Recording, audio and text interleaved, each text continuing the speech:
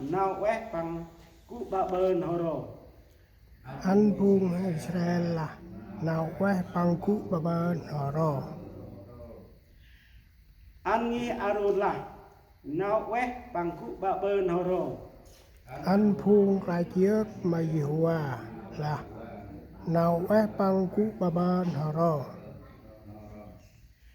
tăng tăng này nào đi ni cướp quan bữa sơ mà Yehovah họp lọ lạc chi mà cướp chiri tương cướp tàn tốc quy Yehovah cú bà mà cướp mồm ra cái chỗ bu nam trời bư mà cướp.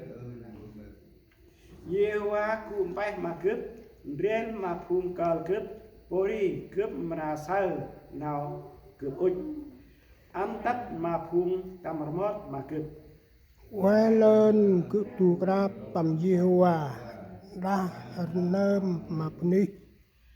quay lên tu crab tam Yehovah đã nơm mà phun còn đạch Lê ngôi bồn bal cú cướp mà Yehovah cướp bra có lời mặt bằng.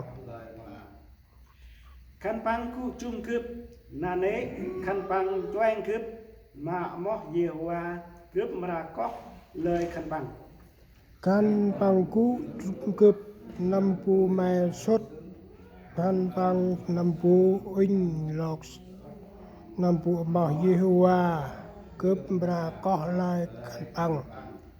mang lắc kê mà chốt cướp bia lá Yehovah có trong cướp chi cướp Yehovah chiên nào cả tan cướp chia đi nào mặc ra cướp nhưng dư nên tầm cla cướp.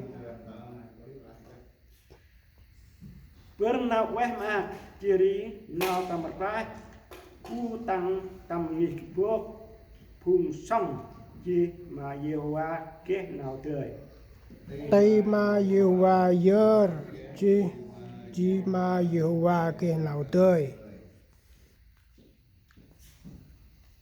cướp mồm ra kết ô bia lá guri ciri cướp mà bước can Yehovah Yehovah trong ra cướp ác chi bia lá bằng mô bào sao nào kết ô.